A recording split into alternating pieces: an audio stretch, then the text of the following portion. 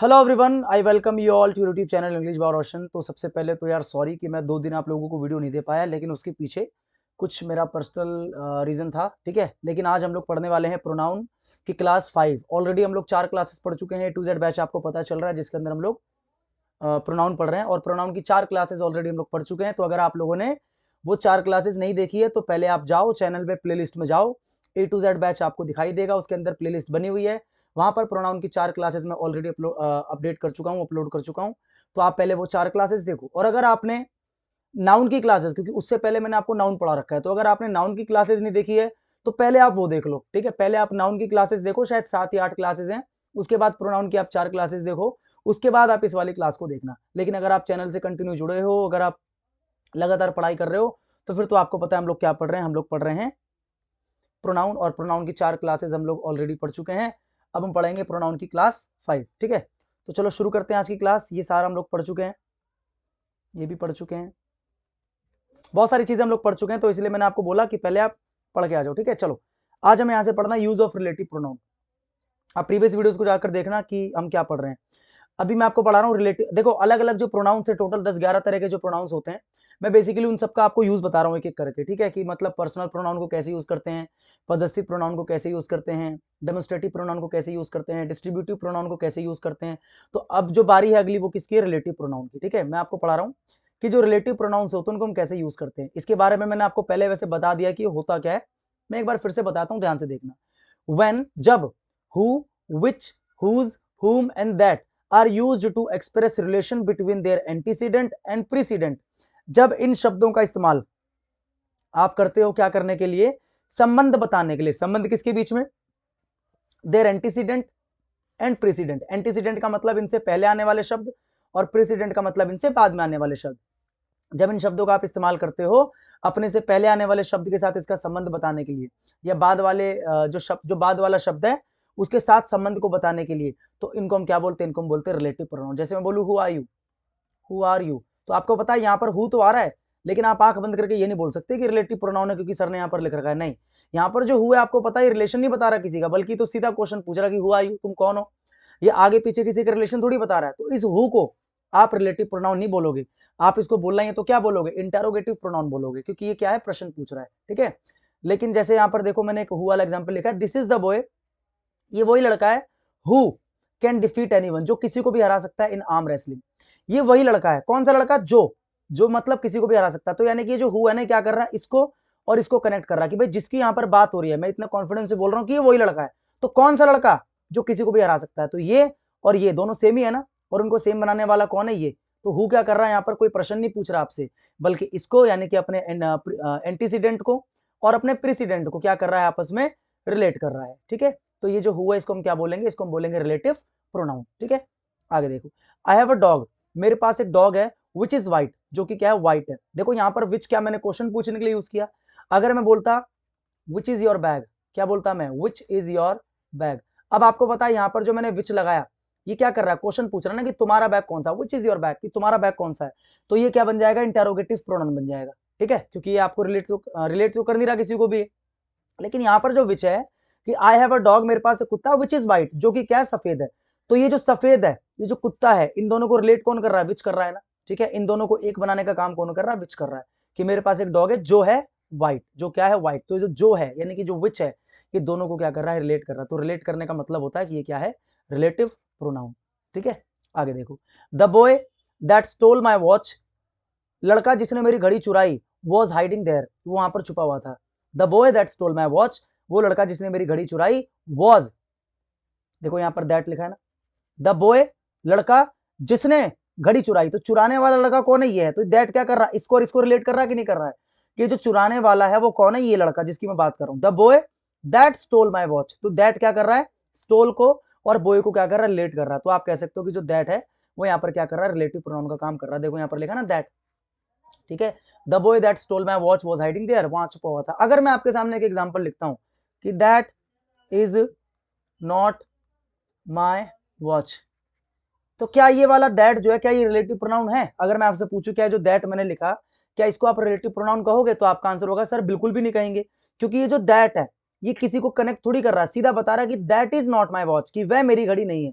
यानी कि दैट जो है यहाँ पर क्या कर रहा है, बेसिकली इंडिकेट कर रहा है, यहाँ पर क्या कर रहा है, इंडिकेट कर रहा है, या फिर आप कह लो डेमोन्स्ट्रेट कर रहा है, इशारा कर रहा है कि भैया वो मेरी घड़ी नहीं है। किसी को रिलेट थोड़ी कर रहा है, इससे पहले कुछ है नहीं जिसको रिलेट करेगा आगे वाले से, नहीं है। तो यहाँ पर जो दैट है इसे आप क्या बोलोगे, इसे आप बोलोगे डेमोन्स्ट्रेटिव प्रोनाउन। क्या बोलोगे, डेमोन्स्ट्रेटिव प्रोनाउन, क्योंकि क्या कर रहा है, डेमोन्स्ट्रेट कर रहा है, यानी कि संकेत कर रहा है किसी की तरफ, ठीक है। लेकिन यहाँ पर जो दैट है वो संकेत नहीं कर रहा, बल्कि क्या बता रहा है, द बॉय, वो लड़का जो जिसने मेरी घड़ी चुराई। तो यानी कि ये जो दैट है इस लड़के को इससे कनेक्ट कर रहा है कि भाई चुराने वाला कौन है, वो लड़का जिसकी बात की जा रही है। सुनील इज द स्टूडेंट, कि सुनील वो विद्यार्थी है, whom every teacher likes, जिसको हर टीचर पसंद करता है, whom every teacher likes। तो देखो whom, जिसे, देखो सुनील वो विद्यार्थी है जिसको हर टीचर पसंद करता है। तो पसंद किसको करते हैं, स्टूडेंट को, इस वाले स्टूडेंट को, ठीक है। ये जो लाइक करने का काम हो रहा है, तो लाइक किसको किया जा रहा है, भाई लाइक करने वाले टीचर हैं, लेकिन लाइक किया किसको जा रहा है, स्टूडेंट को किया जा रहा है। यानी कि इस चीज को इस चीज से कनेक्ट करने का काम कौन कर रहा है, whom कर रहा है, कि भाई सुनील वो स्टूडेंट है जिसे हर टीचर पसंद करता है। तो पसंद किसे करता है, उस स्टूडेंट को, वो स्टूडेंट जो कौन है, सुनील है। तो स्टूडेंट को लाइक से कनेक्ट करने वाला, रिलेट करने वाला कौन है, ये whom है। तो इस whom को आप क्या बोलोगे, रिलेटिव प्रोनाउन। और फिर से वही बात, अगर मैं एक एग्जांपल आपको दूं कि whom did you give the packet, whom did you give the packet, कि तुमने पैकेट किसको दिया, whom did you give the packet। तो आप बताओ यहाँ पर जो whom है क्या किसी को रिलेट कर रहा है, आप कहोगे नहीं, इससे पहले तो कुछ है ही नहीं जिसको रिलेट कर सके ये। यहाँ पर तो डायरेक्ट क्वेश्चन है कि whom did you give the packet, कि तुमने पैकेट किसको दिया। तो यहाँ पर किसी को रिलेट नहीं कर रहा, बेसिकली यहाँ पर आपसे क्वेश्चन पूछ रहा है कि तुमने पैकेट किसको दिया। तो इसका मतलब ये जो whom है इसको आप क्या बोलोगे, इसको आप बोलोगे इंटेरोगेटिव प्रोनाउन, इसको आप रिलेटिव प्रोनाउन नहीं बोलोगे। देखो है वही चीज, लेकिन इनके नाम बदल जाते हैं, इनके यूज पे डिपेंड करता है कि अगर आप इसको क्वेश्चन पूछने के लिए यूज करोगे तो इंटेरोगेटिव प्रोनाउन बन जाएगा, अगर आप इसको रिलेट करने के लिए यूज करोगे तो यही आपका रिलेटिव प्रोनाउन बन जाएगा, ठीक है। आगे देखते हैं और क्या है, देखो आई नो अ मैन, मैं एक आदमी को जानता हूं जिसके हुज अंकल, जिसके अंकल इज अ नेफ्रोलॉजिस्ट। मैं एक आदमी को जानता हूं जिसके अंकल, तो अंकल किसके, इस आदमी के, अंकल किसके हैं, इस आदमी के। आई नो अ मैन, मैं एक आदमी को जानता हूं हुज अंकल, जिसके अंकल, तो ये अंकल किसके हैं, इस आदमी के हैं। और इन दोनों को रिलेट करने के लिए कौन यूज हो रखा है, देखो हुज है ना। आई नो अ मैन, मैं एक आदमी को जानता हूं हुज अंकल, हुज मतलब किसके, इसी आदमी के। भाई हुज का मतलब क्या होता है, किसके। अगर हुज को आप क्वेश्चन पूछने के लिए यूज करते हो, जैसे whose son are you, whose son are you, तुम किसके बेटे हो। तो यहां पर जो हुज है इसकी हिंदी क्या है, किसका, किसकी, किसके, कि तुम किसके बेटे हो। अगर आप हुज को क्वेश्चन पूछने के लिए यूज करते हो, जैसे यहां पर किया मैंने, हुज सन आर यू, कि तुम किसके बेटे हो, तो यहां पर हुज की हिंदी क्या बनती, किसका, किसकी, किसके, क्या बनती, किसका, किसकी, किसके। लेकिन अगर हुज को आप रिलेट करने के लिए यूज करते हो, जैसे देखो यहां पर कोई क्वेश्चन नहीं बल्कि रिलेट कर रहा है कि मैं एक आदमी को जानता हूं जिसके अंकल एक नेफ्रोलॉजिस्ट है। तो जिसके अंकल मतलब हुज क्या कर रहा है, रिलेट कर रहा है, किसको रिलेट कर रहा है, इस आदमी को इस अंकल से, कि अंकल किसके हैं, आदमी के। बेसिकली हुज क्या दिखाता है, पोजेशन को, अधिकार को दिखाता है कि भाई अंकल किसके, आदमी के, यानी कि अंकल पर पोजेशन किसका, इस आदमी का। तो क्या कर रहा है, बेसिकली दोनों को रिलेट कर रहा है, क्वेश्चन तो नहीं पूछ रहा, रिलेट कर रहा है। तो आप इसे क्या बोलोगे, आप इसे बोलोगे रिलेटिव प्रोनाउन, ठीक है। और यहां पर जो हुज है ये क्या कर रहा है, क्वेश्चन पूछ रहा है कि हुज सन आर यू, तो यहां पर इसको आप रिलेटिव प्रोनाउन नहीं बोलोगे, क्या बोलोगे, क्वेश्चन पूछ रहा है तो इसे आप क्या बोलोगे, इंटेरोगेटिव, इंटेरोगेटिव नहीं, प्रोनाउन नहीं, इसे आप बोलोगे इंटेरोगेटिव एडजेक्टिव। पिछली वीडियोस में मैं आपको बता चुका हूं, इसके डायरेक्ट बाद एक नाउन आ रहा है, तो ये इंटेरोगेटिव प्रोनाउन नहीं है, ये इंटेरोगेटिव एडजेक्टिव है, क्योंकि क्या कर रहा है, इस नाउन को क्वालिफाई कर रहा है जो हुज है। क्वेश्चन तो पूछ रहा है लेकिन क्वालिफाई किसको कर रहा है, इस नाउन को, यानी कि सन को। तो ये जो है ना हुज, ये इंटेरोगेटिव तो है लेकिन इंटेरोगेटिव प्रोनाउन नहीं, इंटेरोगेटिव एडजेक्टिव। आई होप आपको मेरी बात समझ में आ गई होगी कि रिलेटिव प्रोनाउन किसे कहते हैं, ठीक है। आगे बढ़ते हैं, अभी हमने पढ़े ना ये हु, विच, हुज, हुम, दैट। अब सेपरेट सेपरेट इनका यूज पढ़ते हैं कि हु कब लगाते हैं, विच कब लगाते हैं, हुज कब लगाते हैं, हुम कब लगाते हैं और दैट कब लगाते हैं। देखो ध्यान से, देखो use of who, which, that, whom and whose. तो सबसे पहले हु का यूज पढ़ते हैं, देखो it is used as a subject. तो सबसे पहली चीज ध्यान रखना कि अगर किसी सेंटेंस में आप हु को as a relative pronoun use करते हो तो आप उसे हमेशा एज अ सब्जेक्ट यूज करोगे, उसे एज एन ऑब्जेक्ट यूज नहीं करोगे, और ना ही आप उसको पोजेशन दिखाने के लिए यूज करोगे, ठीक है। ध्यान रखना, सिर्फ और सिर्फ एज अ सब्जेक्ट, और वो भी किसके लिए, फॉर ह्यूमन बींग्स। ये भी ध्यान रखना, हु जो होता है ना ये सिर्फ इंसानों के लिए लगाते हो आप, ना तो जानवरों के लिए और ना ही किसी नॉन लिविंग थिंग के लिए, केवल और केवल किसके लिए लगाते हैं, इंसानों के लिए। बहुत इंपॉर्टेंट चीज ध्यान रखना, एज अ सब्जेक्ट होगा और सिर्फ इंसानों के लिए होगा, ठीक है। जैसे एक एग्जांपल अगर मैं आपको दूं कि this is the dog who barked at me, ये वो कुत्ता जो मेरे ऊपर भौंका था, हु बार्क्ड एट मी। तो आप बताओ क्या ये सेंटेंस आपको ठीक लग रहा है, गलत लग रहा है, इसमें गलती क्या है बताओ।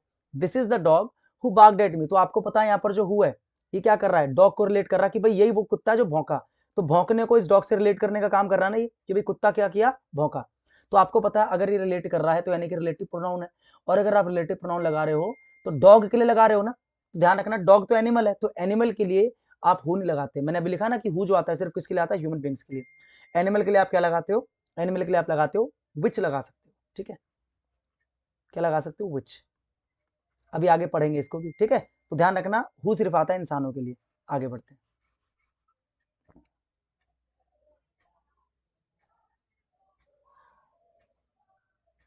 देखो आप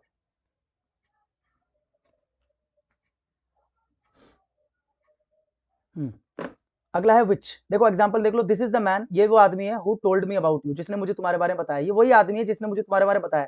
तो बताया किसने, इस आदमी ने। दिस इज द मैन, ये वो आदमी जिसने मुझे बताया, यानी कि बताने का जो काम है वो किसने किया, इसने। और इन दोनों को रिलेट कौन कर रहा है, ये कर रहा है कि दिस इज द मैन, ये वो आदमी है, हु टोल्ड मी, जिसने मुझे बताया। तो हु यहाँ पर क्या कर रहा है, रिलेट कर रहा है ना मैन को आगे वाले काम से, कि काम किसका है, हु से पहले वाले मैन का, ठीक है। तो हु क्या रिलेटिव प्रोनाउन, और हु क्यों है आपको पता है, क्योंकि मैन यानी कि ह्यूमन बीइंग की बात हो रही है ये, ठीक है। आगे देखो विच, देखो it is used as a subject as well as an object. देखो ये जो विच है ना, इसको आप एज अ सब्जेक्ट भी यूज कर सकते हो as well as an object, एक ऑब्जेक्ट के तौर पर भी, सब्जेक्ट के तौर पर भी, ऑब्जेक्ट के।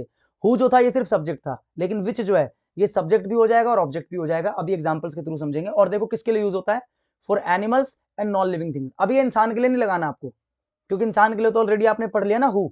अब आप कहोगे सर ठीक है इंसान के लिए हु आएगा, लेकिन हु तो तब आएगा ना जब हु सब्जेक्ट का काम करे। अगर मुझे इंसान को ऑब्जेक्ट बनाना हो तो क्या करेंगे सर, जैसे देखो एनिमल की बात करें या नॉन लिविंग की बात करें तो उसके लिए तो विच जो है यही सब्जेक्ट है, यही ऑब्जेक्ट है। लेकिन सर इंसान के लिए क्या करेंगे, इंसान के लिए सब्जेक्ट तो हु हो गया, लेकिन ऑब्जेक्ट क्या होगा, तो मेरे दोस्त ऑब्जेक्ट होगा हुम, ठीक है। इंसानों के लिए सब्जेक्ट होगा हु और ऑब्जेक्ट होगा हुम, लेकिन जानवरों के लिए और नॉन लिविंग थिंग के लिए यही सब्जेक्ट है और यही ऑब्जेक्ट है, कौन सा, विच। आई होप आपको मेरी बात समझ में आ गई होगी। एग्जाम्पल के थ्रू समझने की कोशिश करते हैं। देखो तो for animals and non living things दोनों के लिए आपको क्या लगाना है, विच लगाना है आपको, ठीक है। एग्जाम्पल से समझते हैं, this is the same dog, ये वही कुत्ता है, विच बार्क्ड एट मी, जो मेरे ऊपर भौंका। अब देखो एक यहां पर गलती है इस सेंटेंस के अंदर, ये सेंटेंस मैं यहां पर लिख रहा हूं इनकरेक्ट। आपको बताना है सेंटेंस के अंदर इनकरेक्ट क्या है, और ये आप तब बता पाओगे जब ये वीडियो में पूरी खत्म कर दूंगा। ये मैं आपके लिए काम छोड़ रहा हूं, या आप मुझे कमेंट करके बताओगे कि सेंटेंस गलत क्यों है। और ये आप तभी बता पाओगे जब मैं पूरी वीडियो आपको पढ़ा दूंगा, मतलब पूरी वीडियो जब आप देख लोगे, पूरी क्लास आप ले लोगे आज की, तभी आप इसके अंदर एरर बता पाओगे। तो मैं इसको अलग से हाईलाइट कर रहा हूं, आप इसको लास्ट में वापस आके देखना, ठीक है। आप टाइम नोट कर लो कि कौन से टाइम पे ये वाला पार्ट चल रहा है वीडियो में। तो जब वीडियो खत्म हो जाएगी तो वापस यहाँ पे आना और फिर आप देखना, और फिर आप मुझे कमेंट के अंदर बताना कि सेंटेंस इनकरेक्ट क्यों है, ठीक है। आगे बढ़ते हैं। आई वॉन्ट द फाइल, मुझे वो फाइल चाहिए विच सुरेश गेव यू, जो सुरेश ने तुम्हें दी। तो देखो यहाँ पर जो विच है बेसिकली, एक और एग्जाम्पल लिखते हैं पहले। देखो मैं दूसरा एग्जाम्पल लिखता हूँ, ये भी ठीक है, ये तो गलत है आपको पता है, लेकिन ये ठीक है। एक और एग्जाम्पल लिखता हूँ जो ठीक है, जैसे this is the dog which barked at me या at him. This is the dog, ये भी कुत्ता विच बार्क्ड एट हिम, ये वही कुत्ता है जो भौंका, किस पर भौंका, उस पर भौंका। तो देखो ये वही कुत्ता है जो उस पर भौंका, तो यानी कि कुत्ते को बाघ से रिलेट करने का काम कौन कर रहा है, विच कर रहा है। और विच क्यों लगा रखा है मैंने, क्योंकि आपको पता है जानवर की बात हो रही है। तो जब जानवर की बात हो या नॉन लिविंग थिंग्स की बात हो तो आप क्या लगाते हो, विच लगाते हो, ठीक है। तो देखो रिलेट कर रहा है कि दिस इज द डॉग, ये वो डॉग है, विच बाघ, जो भौंका। तो यहाँ पर जो डॉग है वही आपका सब्जेक्ट है, वही आपका सब्जेक्ट है ना, यानी कि जो आपका विच है ये बेसिकली अगर देखोगे आप तो ये बाघ का भी तो सब्जेक्ट हो गया। ये जो विच है ये असल में क्या है, इस बाघ का सब्जेक्ट ही तो है कि भाई ये वो कुत्ता है जो भौंका। तो ये जो है ये इस भौंकने का काम ही तो है भाई। अगर मैं आपसे पूछूं भौंकने वाला डॉग है, अच्छी बात है, लेकिन अगर आप एक सही मायने में देखोगे तो जो विच है ये सेंटेंस में एज अ सब्जेक्ट ही तो यूज हो रखा है, क्योंकि जो ये बाघ है ये कौन बाघ कर रहा है, ये वही जो, ये वही कुत्ता है जो, विच का मतलब जो भौंका उस पर। तो यानी कि भौंका कौन, जो। तो ये जो है एक तरीके से सब्जेक्ट ही तो है, क्योंकि इसके डायरेक्ट बात क्या आ रहा है, वर्ब आ रहा है। तो अपने आप में जो विच है एक सब्जेक्ट का काम कर रहा है। तो मैंने आपको क्या बताया, जो विच है एज अ सब्जेक्ट भी यूज होता है और एज एन ऑब्जेक्ट भी, ठीक है। अब एक बार ऊपर वाले एग्जाम्पल को देखो, इस वाले को, ये ठीक है, इसको देखो, आई वॉन्ट द फाइल, मुझे वो फाइल चाहिए विच सुरेश गेव यू। अब देखो ये जो गेव है, ये जो काम है, ये तो सुरेश का है ना। मैं आपसे पूछूं विच का काम क्या है, तो आप कहोगे सर कोई काम नहीं है, इसके आगे कोई वर्ब ही नहीं। देखो इसके आगे तो वर्ब आ रहा है ना, तो आप कह सकते हो कि सर ये सब्जेक्ट है, क्योंकि सब्जेक्ट का ही वर्ब होता है भाई। वर्ब को कौन कैरी करता है, सब्जेक्ट कैरी करता है, ठीक है। लेकिन मैं आपसे कहूं कि यहां पर क्या ये विच सब्जेक्ट हो सकता है, तो आप कहोगे सर पॉसिबल नहीं, क्योंकि इसके बाद कोई वर्ब नहीं है। तो आप कहोगे कि सर ये जो गेव है ये तो सुरेश का काम है, कि जो सुरेश ने तुम्हें दी, आई वॉन्ट द फाइल, मुझे वो फाइल चाहिए जो सुरेश ने तुम्हें दी। अब आपको पता है जो विच है ये तो आपको पता है लग किसके लिए रहा है, ये फाइल के लिए। एक चीज देखो ध्यान से, ये जो विच है ये किसके लिए लगा है, फाइल के लिए लगा है ना भाई। अपने से पहले वाले के लिए तो लगता है, जैसे यहाँ पर विच है डॉग के लिए लगा है, यहाँ पर विच है फाइल के लिए, तो यहाँ पर जो विच है डॉग के लिए लगा है। और आपको पता है इधर बाक करने का काम भी किसने किया, डॉग ने भी। तो अगर ये विच डॉग के लिए लगा है और बाक करने का काम डॉग कर रहा है, तो डॉग तो सब्जेक्ट है, और अगर विच इसके लिए लगा तो ये भी ऑटोमेटिकली सब्जेक्ट बन गया। इस तरीके से समझ के चलो आप, ठीक है। लेकिन अगर यहां पर ऐसे, यहां पर देखो जो विच है ये विच किसके लिए लगा है, फाइल के लिए लगा है ना। अब आप बस इतना पता कर लो कि फाइल जो है सेंटेंस में सब्जेक्ट है कि ऑब्जेक्ट है। अगर ये सब्जेक्ट तो ये भी सब्जेक्ट, ये ऑब्जेक्ट तो ये भी ऑब्जेक्ट। अब आप पता करो कि सब्जेक्ट है ऑब्जेक्ट है। देखो आई वॉन्ट द फाइल, मुझे वो फाइल चाहिए, तो यहां पर वॉन्ट काम किसका है, आई का है। मुझे फाइल चाहिए, मुझे यानी कि काम सब्जेक्ट कौन हूं, मैं हूं। मुझे क्या चाहिए, फाइल। तो यानी कि ये जो वॉन्ट है क्या है, मेरा काम है, और मुझे चाहिए क्या, फाइल। तो यानी कि इस फाइल के ऊपर काम का इंपैक्ट पड़ रहा है, काम का जो प्रभाव है वो किस पर पड़ रहा है, फाइल पर। तो फाइल तो ऑब्जेक्ट हुआ ना भाई, काम करने वाला मैं हूं, ये मेरा काम है, और काम इस पे हो रहा फाइल पे, तो फाइल ऑब्जेक्ट हुआ इस वाले सेंटेंस का। आई वॉन्ट द फाइल, मुझे फाइल चाहिए। तो अगर ये विच इसके लिए लग रहा है और अगर ये ऑब्जेक्ट है तो विच भी ऑटोमेटिकली ऑब्जेक्ट बन गया। इस तरीके से आपको ध्यान रखना है, ठीक है। तो यहां पर जो विच है वो क्या है, रिलेटिव प्रोनाउन तो है, लेकिन यहां पर क्या है, एज एन ऑब्जेक्ट यूज हो रहा है, ठीक है। ध्यान रखना। आई होप आपको ये बात समझ में आ गई होगी, ठीक है। दूसरा क्या लिखा था मैंने, लिख देता हूं मैं यहां पर, this is the dog which barked at him, ये लिख दिया मैंने, ठीक है। यहां पर आपको पता था जो विच है सब्जेक्ट क्यों है, क्योंकि अगर इससे पहले वाला ये जो है डॉग, ये सब्जेक्ट है, क्यों, क्योंकि बार्क करने का काम इस डॉग ने किया है, ठीक है। यही सब्जेक्ट है हमारा मेन। तो यानी कि अगर ये इसको कनेक्ट कर रहा है इससे, यानी कि ये जो है विच, ये हम डॉग के लिए लगाते हैं, तो अगर ये डॉग सब्जेक्ट है तो विच भी ऑटोमेटिकली क्या बन जाएगा, सब्जेक्ट बन जाएगा। और आप इसको मुझे बताना लास्ट में, जो मैंने आपको होमवर्क दिया है, ठीक है, कमेंट करके बताना मुझे। आगे देखते हैं दैट का use. That it is used as a subject as well as an object, ये भी सेम है भाई, इसको आप एज अ सब्जेक्ट भी लगा सकते हो और आप इसको एज एन ऑब्जेक्ट भी लगा सकते हो। For animal, non living things and human beings. देखो इसमें कुछ नया है, देखो विच जो था ना वो सिर्फ एनिमल के लिए और नॉन लिविंग के लिए था, लेकिन जो दैट है एनिमल के लिए भी आ जाएगा, नॉन लिविंग के लिए भी आ जाएगा और ह्यूमन बींग्स के लिए भी आ जाएगा। इसका मतलब आप क्या समझे कि जो दैट है ये आपका हु का भी काम कर रहा है और आपका विच का भी काम कर रहा है। क्योंकि देखो हु आता है इंसानों के लिए, तो इंसानों के लिए दैट भी आ रहा है ना। विच आता है जानवरों के लिए और नॉन लिविंग थिंग्स के लिए, तो देखो उसके लिए दैट भी आ रहा है। दैट आ रहा है नॉन लिविंग के लिए, इंसानों के लिए। यानी कि जो बेसिकली कहने का मतलब मेरा ये है कि दैट जो है आप विच की जगह भी लगा सकते हो और हु की जगह भी लगा सकते हो, लेकिन उसकी कुछ कंडीशंस होती है जो कि आपको ध्यान में रखना है, ठीक है। कुछ स्पेशल कंडीशंस हैं, अभी मैं आपको बताऊंगा। बेसिकली रिलेटिव प्रोनाउन के दो तरह के यूज होते हैं, एक होता है एट्रीब्यूटिव यूज होता है और एक होता है कॉन्टिन्यूटिव यूज। दो तरह के इसके यूजेस होते हैं, अभी हम आगे इसको डिस्कस करेंगे, ठीक है। आई होप ये जो शीट आपको दिखाई दे रही है स्क्रीन के ऊपर, इसमें से आपको सब कुछ समझ में आ गया होगा। अभी दैट वाला बाकी, इसको एक बार पढ़ लेते हैं। देखो दैट का क्या पढ़ा हमने, कि दैट को हम एज अ सब्जेक्ट भी यूज कर सकते हैं और एज एन ऑब्जेक्ट भी, ठीक है। और सबके लिए, एनिमल हो चाहे नॉन लिविंग हो चाहे इंसान हो, सबके लिए आ सकता है। जैसे देखो the man that came to me, वो आदमी जो मेरे पास आया, was a pickpocket. The man that came to me, तो देखो मैन यानी कि इंसान के लिए दैट लगा रहे नहीं लगा रहे। द मैन वो इंसान जो मेरे पास आया, तो ये और ये दोनों सेम ही तो है। देखो वही आदमी जो आया, तो यानी कि दैट क्या कर रहा है, दोनों को रिलेट कर रहा है। द मैन वो आदमी दैट केम टू मी, जो मेरे पास आया, तो यहाँ पर जो दैट है वो आदमी को कनेक्ट कर रहा है, केम से कर रहा है, तो यानी कि रिलेटिव प्रोनाउन है। और लगा सकते हैं क्योंकि मैंने बताया ना ह्यूमन बीइंग के लिए दैट आ सकता है। The man that came to me, वो आदमी जो मेरे पास आया, वॉज अ पिक पॉकेट। वो क्या था, एक पिक पॉकेट। पिक पॉकेट का मतलब क्या होता है, जेब कतरा, ठीक है, तो जेबें काट लेता है। कभी आप चढ़े होगे बस में, मेट्रो में या ट्रेन में, तो आपकी भी कहीं ना कहीं जेब कटी होगी। नहीं कटी तो कॉन्ग्रेचुलेशन, और अगर कटी है तो फिर I am sorry for you, ठीक है। The books that I had ordered, किताबें जो मैंने ऑर्डर की। देखो यहाँ पर दैट आई हैड ऑर्डर्ड, किताबें जो मैंने ऑर्डर करी थी। तो ऑर्डर मैंने क्या करी थी, किताबें, यानी कि इस बुक्स को इस ऑर्डर से कनेक्ट कर रहा। भाई ऑर्डर करने का काम मेरा है, मैंने किया, लेकिन ऑर्डर किया क्या गया, बुक को किया गया ना। तो ये बुक और ऑर्डर को आपस में कनेक्ट करने का काम कौन कर रहा है, दैट कर रहा है। द बुक्स किताबें दैट आई हैड ऑर्डर्ड, जो मैंने ऑर्डर की थी, जो मैंने ऑर्डर की थी, ठीक है। तो यहाँ पर देखो बुक्स हैं यानी कि नॉन लिविंग है, तो भी दैट आ सकता है, कोई दिक्कत नहीं है। अब देखो दोनों में एक फर्क बताता हूं। ये वाला जो दैट है आप बताओ सब्जेक्ट है कि ऑब्जेक्ट है। ऐसे ये वाला जो दैट है आप मुझे बताओ सब्जेक्ट है कि ऑब्जेक्ट है। देखो सबसे आसान तरीका, अभी ऊपर मैंने विच का भी बताया। भाई आपको पता है जो रिलेटिव प्रोनाउन है वो अपने से पहले वाले को रिलेट करता है, यानी कि ये जो दैट है ये लगा है मैन के लिए और ये जो दैट है ये लगा है बुक्स के लिए। अब आपको सिर्फ ये देखना कि ये जो मैन है ये सब्जेक्ट है या ऑब्जेक्ट है। अगर ये सब्जेक्ट हुआ तो ऑटोमेटिकली दैट सब्जेक्ट हो जाएगा, अगर ये ऑब्जेक्ट हुआ तो ऑटोमेटिकली दैट ऑब्जेक्ट हो जाएगा।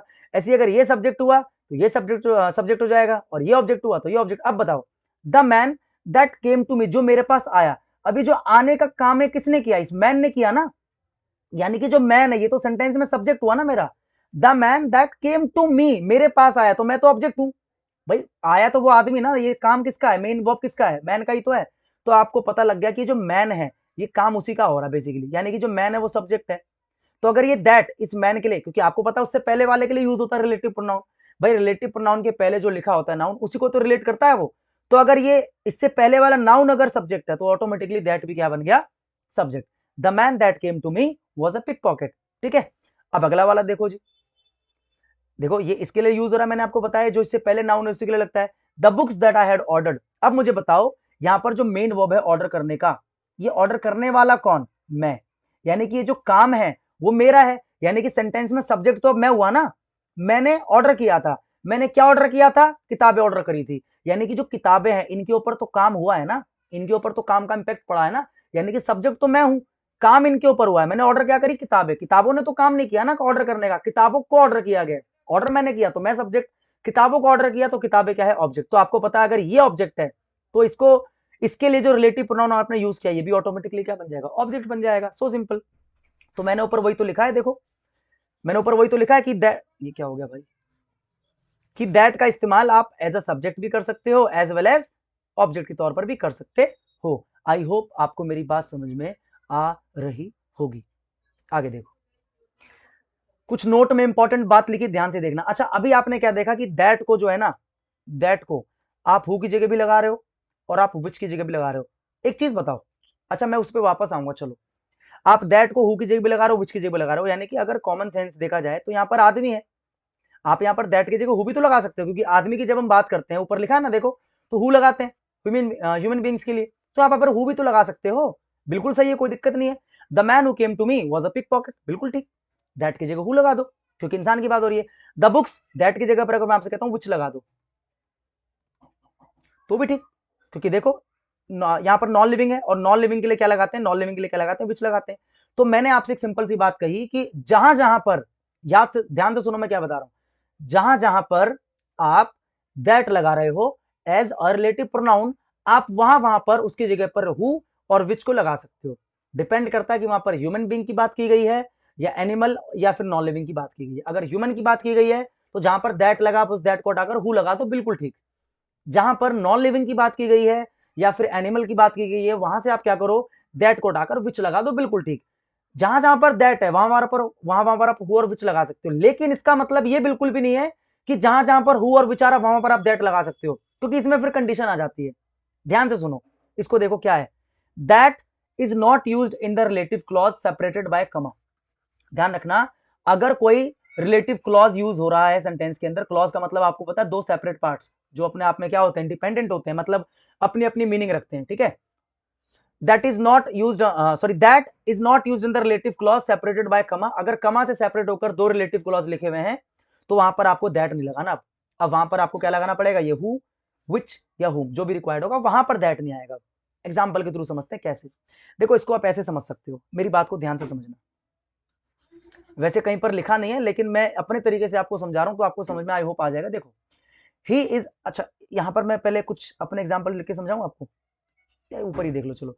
ही इज अ फेमस पोएट, वह एक फेमस पोएट है, यानी कि बहुत प्रसिद्ध कवि है, that lives in that house, जो कि उस घर में रहता है। आप एक बात बताओ, यहां पर जो दैट है मैंने क्या किया है, पोएट को कनेक्ट किया लिव्स से, कि वो एक फेमस पोएट है जो रहता है, जो रहता है, तो रहता कौन है, यही पोएट, यानी कि जो दैट है क्या कर रहा है, इन दोनों को कनेक्ट कर रहा है। तो आपको पता है रिलेटिव प्रोनाउन है।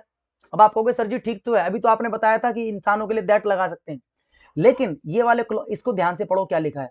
अगर दो सेपरेट क्लॉज हो कमा के द्वारा अलग किए गए, देखो यहां पर कमा है ना, दिख रहा है आपको ये, अगर दो सेपरेट क्लॉज हैं कमा का यूज करके, तो वहां पर अब आप दैट नहीं लगा सकते, वहां पर तो आप हु, विच या हुम लगाओगे। इंसान है तो आपको पता है हु, और अगर कोई एनिमल है नॉन लिविंग है तो आप क्या आ जाएगा, विच आ जाएगा। अब आप कहोगे सर ऐसे तो हमें कैसे पता चलेगा एग्जाम के अंदर सही क्या गलत क्या, तो सिंपल तरीका बताता हूं। अगर आपको लगे कि रिलेटिव प्रोनाउन से पहले वाला जो क्लॉज है, अगर आपको लगे कि अपने आप में कंप्लीट मीनिंग ही दे रहा है आपको, जैसे ही इज अ फेमस पोएट, आप बताओ क्या इसकी अपने आप में कंप्लीट मीनिंग आ रही है कि नहीं आ रही है? तो आप कहोगे सर बिल्कुल आ रही है, ही इज अ फेमस पोएट, इसकी कंप्लीट मीनिंग आ रही है ना। इसका मतलब क्या हुआ कि यहां पर अब आपको दैट नहीं लगाना। सिंपल है, याद रखने की मेरी ट्रिक है, इसको याद रखना जैसे मैंने याद रखा था, आप भी ऐसे याद रखो कि अगर इससे पहले वाला जो क्लॉज है अगर उसकी कंप्लीट मीनिंग अपने आप में आ रही है तो वहां पर आपको दैट नहीं लगाना, ठीक है।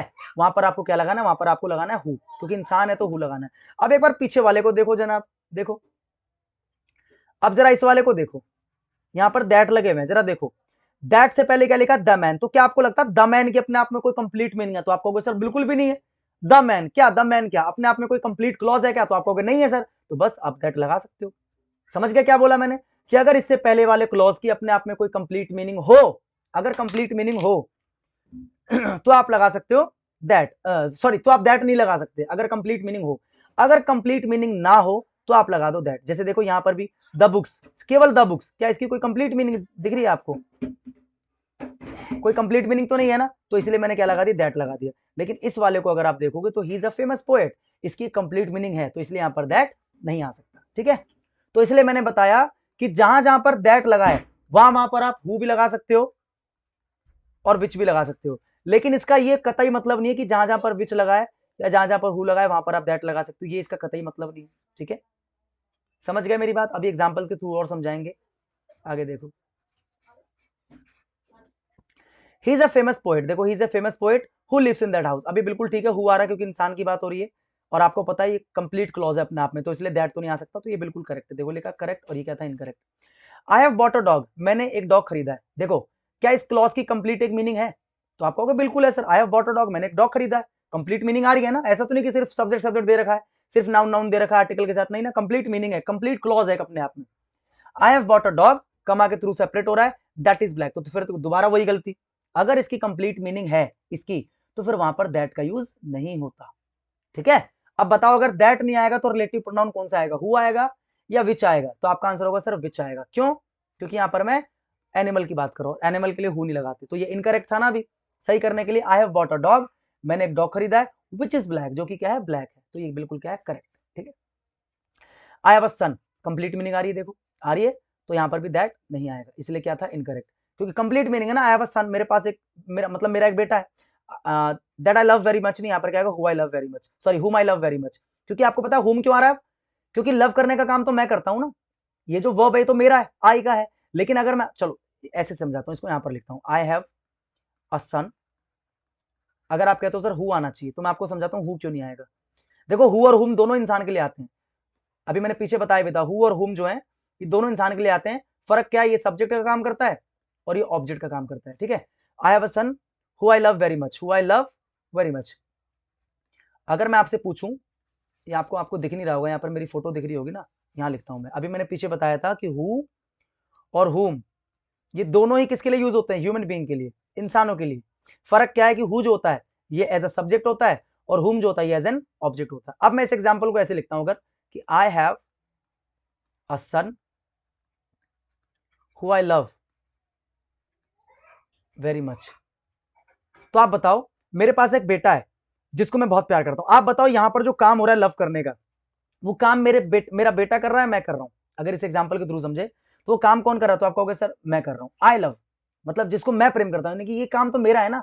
तो अगर काम मैं कर रहा हूं, क्या काम करने का, लव करने का, किसको कर रहा हूं, बेटे को, तो बेटा तो ऑब्जेक्ट हुआ ना। तो मैंने आपको क्या बताया, अगर रिलेटिव प्रोनाउन से पहले वाली चीज ऑब्जेक्ट है तो रिलेटिव प्रोनाउन भी ऑब्जेक्ट, और अगर रिलेटिव प्रोनाउन से पहले वाली चीज सब्जेक्ट है तो रिलेटिव प्रोनाउन भी सब्जेक्ट। तो आपको पता है सन तो ऑब्जेक्ट है ना, क्योंकि बेटे से प्रेम किया जा रहा है, बेटा प्रेम नहीं कर रहा, प्रेम तो मैं कर रहा हूं ना, किससे कर रहा हूं, बेटे से। तो आपको पता है ऑब्जेक्ट है ना बेटा, तो ऑब्जेक्ट की जगह पर क्या आता है, हुम आता है। कितना आसान है यार, देखो आई हैव अ सन हुम आई लव वेरी मच, हुम क्यों आ गया, क्योंकि आपको पता है बेटा क्या है, ऑब्जेक्ट है। तो अगर इससे पहले वाला ऑब्जेक्ट है तो रिलेटिव प्रोनाउन भी ऑब्जेक्ट, अभी पीछे मैंने आपको यही तो समझाया, ठीक है। अब एक छोटी सी बात मैं आपसे कहता हूं, ध्यान से सुनो। मान लेते हैं मैंने आपको एक सेंटेंस दिया, यही वाला दिया मैंने आपको, और आपको पता है बिल्कुल करेक्ट है सेंटेंस, इसमें कोई एरर नहीं है, और मैं आपसे कहता हूं, या फिर इस वाले को उठाते हैं, चलो विच वाले को देखो, ये दिया मैंने आपको एक करेक्ट वाला sentence, I have a dog which is black. अभी आपने पीछे क्या पढ़ा कि जो दैट होता है ना वो विच का भी काम करता है और हु का भी काम करता है। तो मैं आपसे कहता हूं कि एक काम करो, इस विच को उठाकर दैट लगा दो, तो आप क्या कहोगे, आंसर सही होगा गलत होगा? तो आप कहोगे सर यहाँ पर तो गलत हो जाएगा, क्योंकि यहाँ पर इस क्लॉज की अगर कंप्लीट मीनिंग आ रही है तो वहां पर तो दैट वैसे भी नहीं आ सकता, यानी यहाँ पर तो विच ही लगाना पड़ेगा।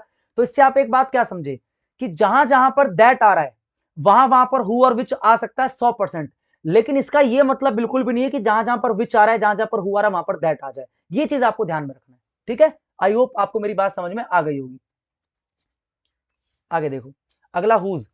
हुज का इस्तेमाल, हु समझ में आ गया आपको, हुम समझ में आ गया आपको, सॉरी हु आ गया, विच आ गया, दैट आ गया और हुम भी आएगा आपको। मैंने बता दिया ना कि हुम जो होता है it is used as an object, इसको आप ऑब्जेक्ट के तौर पर यूज करते हो फॉर ह्यूमन बींग्स।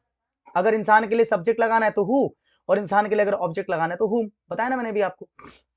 तो पहले इसी को पढ़ लेते हैं। देखो, दिस इज द गर्ल, ये वो लड़की है, हुम यू स्कोल्डेड यस्टरडे, जिसको तुमने कल डांटा। तो देखो, डांटने का काम किसका, यू का है ना।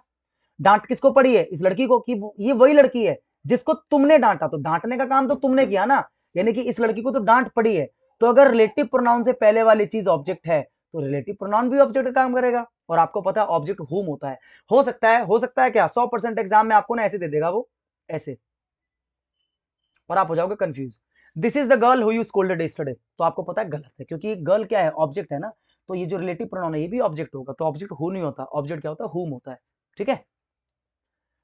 अब देखो, whose, it is used to express possession. अगर आपको पोजेशन दिखाना है, पोजेशन का मतलब अधिकार दिखाना है एक नाउन का, तो आप क्या लगाते हो उसमें, हुज लगाते हो। और ये किसके लिए लगाते हैं, ह्यूमन बींग्स के लिए भी लगाते हैं, नॉन लिविंग थिंग्स के लिए भी लगाते हैं, और एनिमल के लिए, सबके लिए।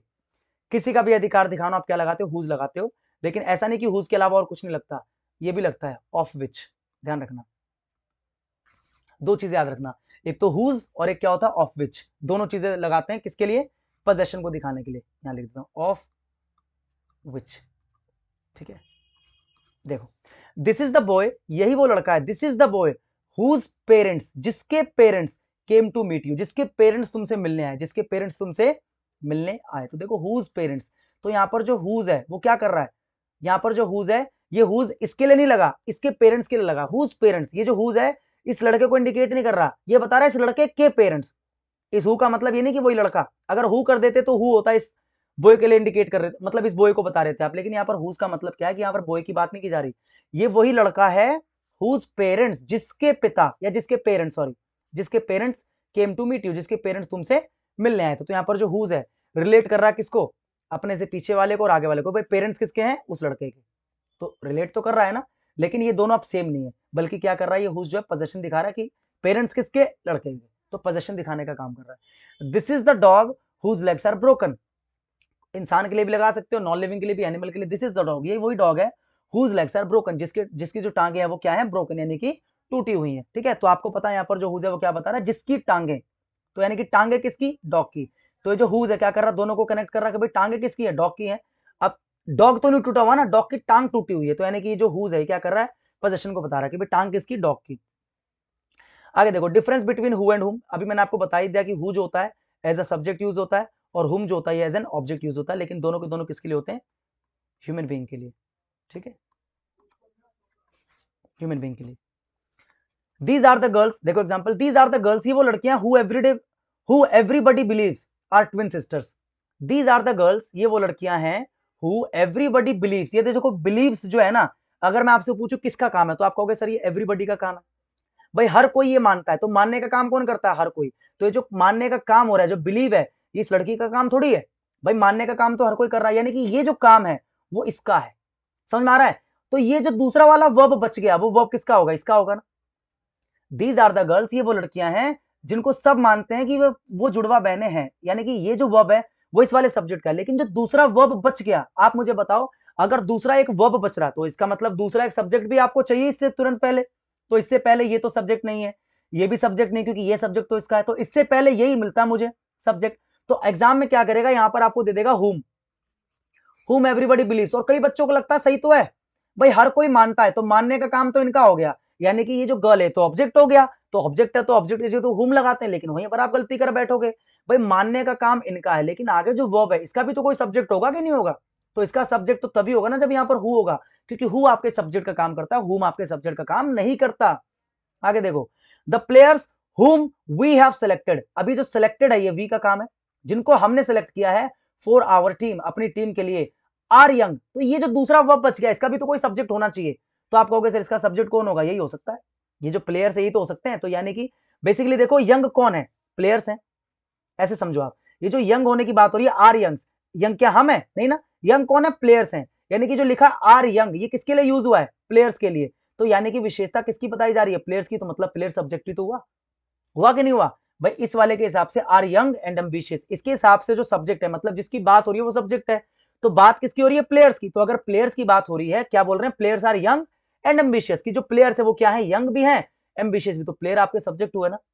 तो अगर प्लेयर आपका सब्जेक्ट है तो आपको पता है इसका जो रिलेटिव होगा वो भी सब्जेक्ट होगा। तो यहाँ पर हुम नहीं आएगा, यहाँ पर क्या आएगा, हु आएगा। The players who we have selected for our team are young and ambitious, confuse मत होना, ये इनकरेक्ट है। The guests whom we were talking about have come. देखो वी वर टॉकिंग अबाउट, यहां पर जो टॉक है वो वी का काम है। जिसके बारे में बात कर रहे थे, अबाउट जिनके बारे में बात कर रहे थे, हैव कम, आ चुके हैं। अब बताओ आ कौन चुके हैं, हम आ चुके हैं या वो गेस्ट आ चुके हैं। तो आपका आंसर होगा सर गेस्ट आ चुके हैं। तो यानी कि ये जो काम हो रहा है ये किसका है, गेस्ट का है ना। तो गेस्ट भी अपने आप में सब्जेक्ट हुआ भाई। ये जो मेन काम है सेंटेंस के अंदर कि आ चुके हैं, कौन आ चुके हैं, तो गेस्ट आ चुके हैं। ये तो एक्स्ट्रा जानकारी है कि जिनको हमने चुना था, सॉरी जिनके बारे में हम बात कर रहे थे, ये तो एक्स्ट्रा जानकारी है। मेन काम तो आने का हुआ है ना सेंटेंस में, कि हैव कम, आ चुके हैं। आ कौन चुके हैं, हम थोड़ी आ चुके हैं, आ कौन चुके हैं, गेस्ट आ चुके हैं। यानी कि जो गेस्ट है वो इसका सब्जेक्ट है। तो अगर गेस्ट सब्जेक्ट है तो आपको पता है इसके बाद जो रिलेटिव प्रोनाउन है वो भी क्या होगा, सब्जेक्ट होगा। तो यहां पर भी होम की जगह पर क्या आ जाएगा, हु आ जाएगा। आगे देखते हैं पॉइंट्स टू रिमेंबर, कुछ पॉइंट्स है जो आपको याद रखने, बहुत इंपॉर्टेंट पॉइंट्स हैं, ठीक है। इफ टू एंटीसीडेंट्स, एक ह्यूमन हो और एक एनिमल या फिर कोई नॉन लिविंग थिंग हो, और नॉन लिविंग थिंग, और नॉन लिविंग थिंग, अगर मान लो क्या हो कि अगर एक इंसान और एक जानवर या फिर कोई नॉन लिविंग थिंग साथ में आ जाए सेंटेंस में, अब आप क्या लगाओगे, देखो इंसान के लिए तो हु लगाते हैं, जानवर और नॉन लिविंग थिंग के लिए विच लगाते हैं, ठीक है। लेकिन अगर मैं आपसे कहता हूं कि दोनों ही आ जाए, इंसान भी आ जाए और जानवर भी आ जाए एंड से जुड़कर, तो ऐसे में क्या करना, आपको पता है एक बहुत अच्छा आपके पास वर्ड है, वो क्या है, दैट। क्योंकि आपको पता है दैट दोनों के लिए आता है। तो वहां पर ना तो हु आएगा ना विच आएगा। अगर दोनों है, इंसान भी है और नॉन लिविंग भी है, या इंसान भी और जानवर भी, तो वहां पर ना तो हु आएगा ना विच आएगा, वहां पर क्या आएगा, दैट आएगा, ठीक है। The girl and her dog, the girl and her dog, तो देखो एंड की मदद से एक इंसान और एक जानवर, दैट आई सॉ यस्टरडे, जिनको मैंने कल देखा in the market, have been kidnapped, वो किडनैप कर लिए गए हैं। तो देखो दैट क्यों आ रहा है, जिनको मैंने देखा, देखो रिलेट करना ना, इनको मैंने देखा, किनको, इनको, इनको तो देखा मैंने, यहाँ पर जो लिखा हुआ है मैंने देखा, किसको देखा, इनको देखा, यहाँ पर जो लिखे हुए। तो मैंने ना केवल लड़की को देखा, मैंने ना केवल कुत्ते को देखा, मैंने दोनों को देखा, गर्ल को भी और उसके डॉग को भी। यानी कि एक इंसान को देखा, एक जानवर को। तो इसलिए यहाँ पर क्या आ रहा है, दैट आ रहा है। अगर केवल लड़की होती तो यहाँ पर क्या आ जाता, हु आ जाता, ठीक है। अगला relative pronoun, that is used after a superlative degree of adjective. बहुत इंपॉर्टेंट और बहुत आसान सी चीज है कि अगर सेंटेंस में सुपरलेटिव डिग्री का एडजेक्टिव यूज करते हो तो वहां पर ना तो हु आएगा ना विच आएगा, वहां पर क्या आएगा, दैट आएगा। जैसे Anand is the kindest man that I have ever known, तो यहाँ पर दैट आएगा। यहाँ पर आपको हो सकता है एग्जाम में who they they, who I have ever known, तो वो क्या हो जाएगा, गलत हो जाएगा। क्योंकि यहाँ पर देखो क्या आ रहा है, काइंडेस्ट यानी कि superlative degree, kind kinder kindest, high higher highest, tall taller tallest. तो ये जो एसटी या ईएसटी वाला फॉर्म होता है बेसिकली वो क्या होता है, वो आपका सुपरलेटिव डिग्री ऑफ एडजेक्टिव होता है, ठीक है। आई होप आपको समझ में आ गया होगा कि सुपरलेटिव के साथ दैट लगाते हैं। अगला रिलेटिव प्रोनाउन, हु या that is used with all, used for people. अगर आप ऑल को इस्तेमाल करते हो लोगों के लिए, तो आप ऐसे में आप हु भी लगा सकते हो, दैट भी लगा सकते हो, दोनों लगा सकते हो, ठीक है। क्योंकि आपको पता है दैट तो वैसे भी लगता ही है इंसानों के लिए, और हु तो लगता ही लगता है। तो हु और दैट दोनों लगा सकते हो अगर ऑल को आप पीपल के लिए यूज करो, जैसे। और यहाँ पर ध्यान रखना हुम और विच नहीं आता, फिर ना तो हुम आता ना विच आता, ये इंपॉर्टेंट चीज है, ध्यान रखना, ठीक है। अगर आप ऑल को इंसान के लिए यूज कर रहे हो, ऐसे देखो relative pronoun that is used with all, और देखो अब क्या है, सिर्फ दैट है, is used with all, used for things. अगर वस्तु की बात करो तो फिर क्या आता है, दैट आता है। अब यहाँ पर ना तो हु आएगा ना हुम आएगा ना विच आएगा। ध्यान रखना वस्तु के लिए विच भी आता है, लेकिन यहाँ पर विच नहीं आएगा। अगर ऑल आ गया तो ऑल के साथ विच नहीं आता, फिर ये फेल हो जाता है। ऑल के साथ केवल क्या आता है, दैट आता है, जब बात वस्तु की हो रही हो, समझ गए। लेकिन अगर ऑल से बात लोगों की हो रही हो तो आपको पता है हु भी आएगा दैट भी आएगा। लेकिन अगर वस्तु की बात हो रही है तो सिर्फ दैट, विच नहीं आएगा फिर यहाँ पर। ऑल हु या that are willing to participate, जो भी पार्टिसिपेट करना चाहते हैं कैन कॉन्टेक्ट मी, वो मुझे कॉन्टेक्ट कर सकते हैं, जो भी। ऑल हु आर विलिंग, जो विलिंग हैं, जो इच्छुक हैं। तो देखो रिलेटिव प्रोनाउन आ रहा है, और यहाँ पर हु या दैट क्यों आ रहा है, क्योंकि आपको पता है ये जो ऑल है ना, ये इंसानों को इंडिकेट कर रहा है कि वो जो विलिंग है यानी कि इच्छुक हैं। तो इच्छुक कौन होते हैं, इंसान ही तो होते हैं, जानवर थोड़ी होते हैं पार्टिसिपेट करने के इच्छुक, या फिर वस्तु थोड़ी होती है इच्छुक। तो इंसान की बात हो रही है, इसलिए यहाँ पर हु भी आ सकता है, दैट भी आ सकता है। All that glitters is not gold, हर चमकती हुई चीज सोना नहीं होती। तो यहाँ पर देखो दैट क्यों लगाया मैंने, ऑल के साथ दैट क्यों लगाया, क्योंकि यहाँ पर देखो ग्लिटर की बात हो रही है, चमकने की बात हो रही है, धातु की बात हो रही है, तो आपको पता है वस्तु की बात हो रही है। तो अगर वस्तु की बात करते हो तो सिर्फ सिर्फ और सिर्फ क्या लगाते हो, दैट, वहां पर विच नहीं आ सकता। और हु तो वैसे भी नहीं आ सकता, वस्तु की बात हो रही है तो। ना तो देखो लिखा ना, ना तो हु आएगा, ना हुम आएगा, ना विच आएगा, देखो लिखा है ना, देखो ये रहा, ठीक है। तो all that glitters is not gold, correct है। All which glitters is not gold, अगर आप विच लगा दोगे ये सोचकर की वस्तु है तो आप गलत कर दोगे, क्योंकि यहां पर ऑल भी तो आ रहा है, ठीक है। तो इसलिए क्या है, इनकरेक्ट है। That is used with everything nothing, ये वर्ड्स आपको याद करने हैं डायरेक्टली। एवरीथिंग हो, नथिंग हो, the only, any, all, everyone, not, none, no, nobody, much, little, the same. मैंने कहा था ना वीडियो खत्म होते होते उस सवाल का आंसर आपको मिल जाएगा जो मैंने पीछे आपके लिए छोड़ रखा है कि वो इनकरेक्ट है, आपको बताना क्यों इनकरेक्ट है। तो देखो इस चीज को जरा ध्यान से देखो, और अब आप इसको पढ़ते ही सबसे पहले उसका आंसर कमेंट में लिखना वहां पर जाके, उसके बाद आगे की वीडियो देखना, ठीक है।